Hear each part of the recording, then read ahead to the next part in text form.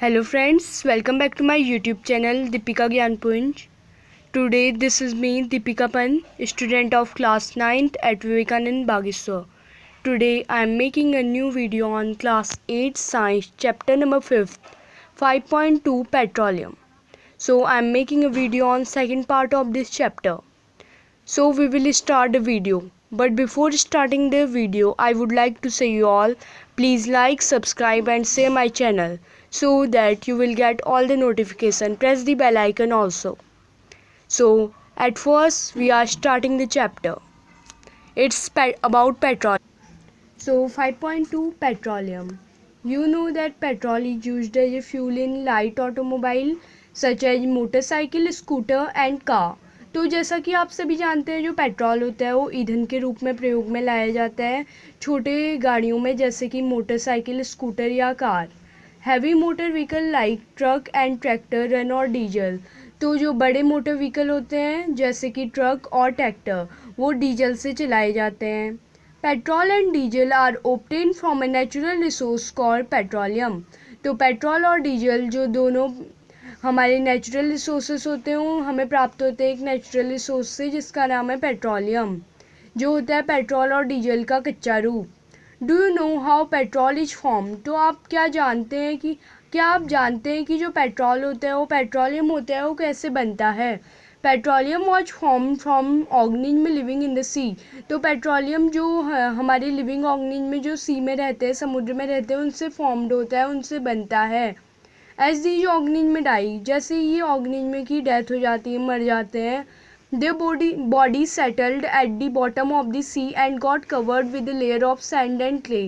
तो जैसे ही इनकी डेथ हो जाती है तो इनकी जो बॉडी होती है वो सी के बॉटम में सेटल हो जाती है और ये सैंड और क्ले की जो लेयर्स होती है उससे ढकते जाती है.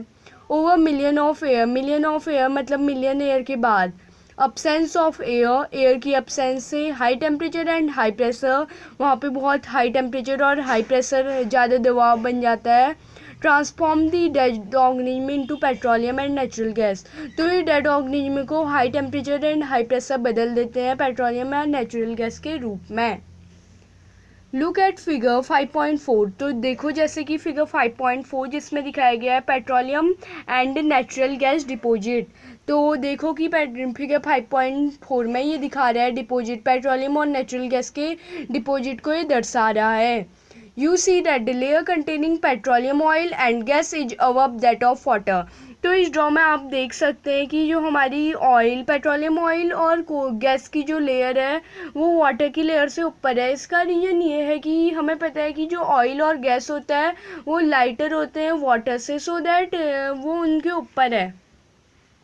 Why it is so. तो ये क्यों है हमने बताया. Recall that oil and gas are lighter than water and do not mix with it. तो याद करो जो ऑयल और गैस होते हैं वो वाटर से लाइटर होते हैं और उसमें मिक्स नहीं होते हैं.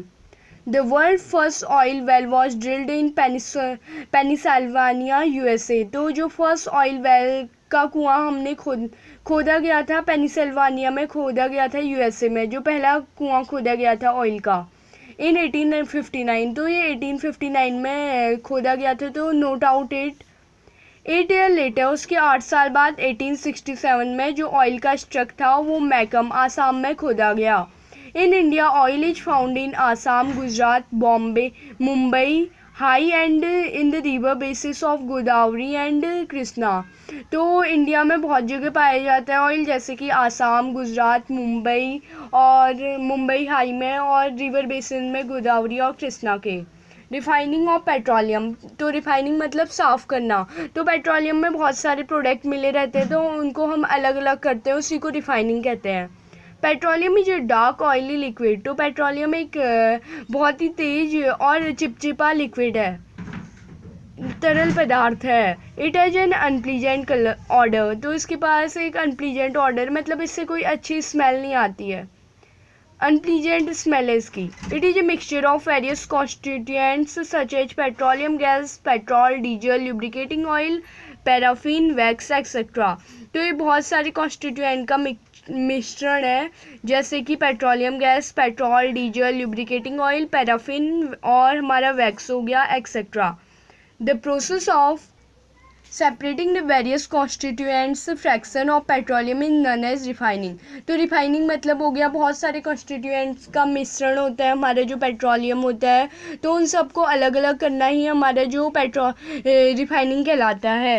It is carried out in A petroleum refinery, figure 5.5। तो ये फिगर 5.5 में जैसे पेट्रोलियम रिफाइनरी दिखाई गई है, इसी से इसको हम अलग करते हैं। Various constituents of petroleum and their usage are given in table 5.1। तो पेट्रोलियम के कुछ कॉन्स्टिट्यूएंट और उसके यूजेज टेबल 5.1 में दिए गए हैं, अभी देखेंगे हम। Many useful substances are obtain from petroleum and natural gas. बहुत सारे जो यूजफुल हमारे सब्सटेंस होते हैं वो हमें प्राप्त होते हैं पेट्रोलियम और नेचुरल गैस से। These are termed as petrochemical, और ये पेट्रोकेमिकल के नाम से भी जाने जाते हैं। These are used in manufacture of detergent, fibers, polyester, nylon, acrylic, etc। तो ये बहुत सारी चीज़ों को बनाने के काम भी आते हैं, जैसे कि डिटर्जेंट पाउडर बनाने के काम आते हैं, फाइबर बनाने के काम आते हैं, जैसे कि इनमें हो गए पॉलिस्टर, नायलॉन और आर्केलिक प्रकार के फाइबर बनाने के काम आते हैं। Polythene and other manmade plastic. तो पॉलीथीन या अदर मैनमेड प्लास्टिक बनाने के काम भी आते हैं। Hydrogen gas obtained from natural gas is used for the production of fertilizer urea। तो जो हाइड्रोजन गैस होती है जो नेचुरल गैस से ऑब्टेन होती है वो एक फर्टिलाइजर बनाने के काम आती है, जो हो गया urea. Due to its great commercial importance petroleum is also called black gold. तो इसकी बहुत ज़्यादा इंपॉर्टेंट होने के कारण इनको ब्लैक गोल्ड कहा गया है। तो पेट्रोलियम को ब्लैक गोल्ड इसीलिए कहते हैं क्योंकि इसका एक तो होता है जो कलर होता है वो काला होता है, और मतलब कि जो हमारा पेट्रोलियम होता है वो ब्लैक सब्सटेंस होता है। हम उसको रिफाइनिंग करके पेट्रोल बनाते हैं जिसका कलर चेंज हो जाता है, बट हमारा जो पेट्रोलियम होता है वो ब्लैक होता है। दैट्स वाई हम इसे ब्लैक गोल्ड भी कहते हैं। 5.3 नेचुरल गैस। तो 5.3 natural gas. Natural gas is a very important fossil fuel because it can be easily transported through pipes. तो नेचुरल गैस एक बहुत ही आवश्यक फॉसिल फ्यूल है क्योंकि इसको हम पाइप के द्वारा भी ट्रांसपोर्ट कर सकते हैं बहुत easily. Natural gas is stored under high pressure as compressed natural gas CNG। तो जो नेचुरल गैस होती है वो हाई प्रेशर के अंदर हम इसको स्टोर करते हैं, जैसे कि इसका एग्जांपल है CNG compressed natural gas.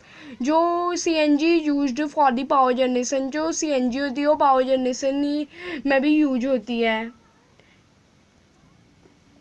Firstly, we have to see this table in which we are showed that various constituent of petroleum and their usage। तो इस टेबल में हमें दिखाए गए हैं बहुत सारे कॉन्स्टिट्यूएंट पदार्थ जो हमें पेट्रोलियम में मिले होते हैं और उनके यूज और उनका क्या यूज करते हैं हम।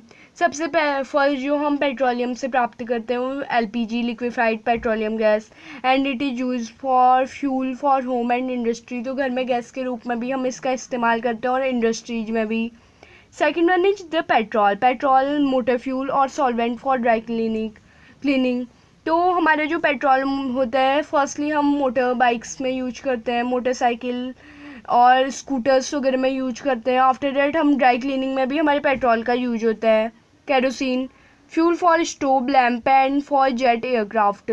तो केरोसिन का प्रयोग होता है स्टोव में। मिट्टी का तेल हो गया केरोसिन, तो स्टोव के भी काम आते हैं, लैंप के भी और जेट एयरक्राफ्ट के भी, आजकल बहुत कम है।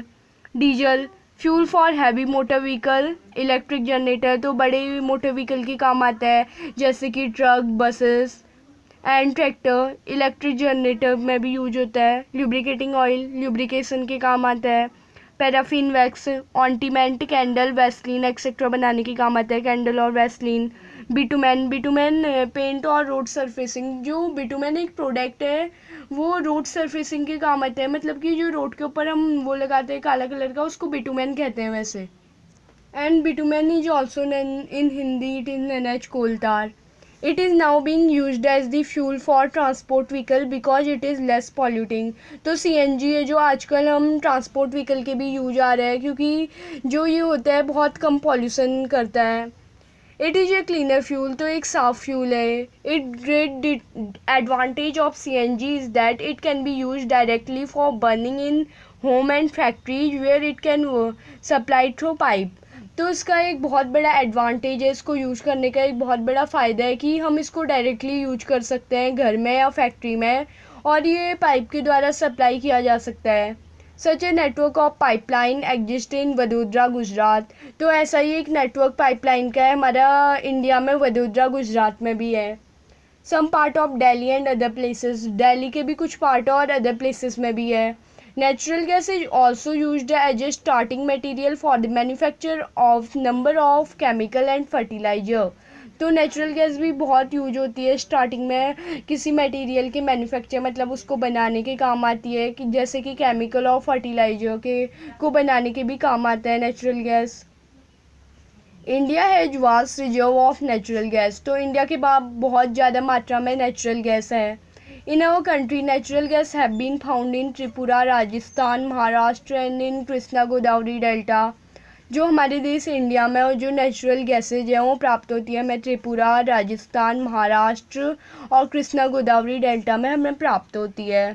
Bujo is asking that can coal, petroleum and natural gas be prepared in laboratory from dead organism।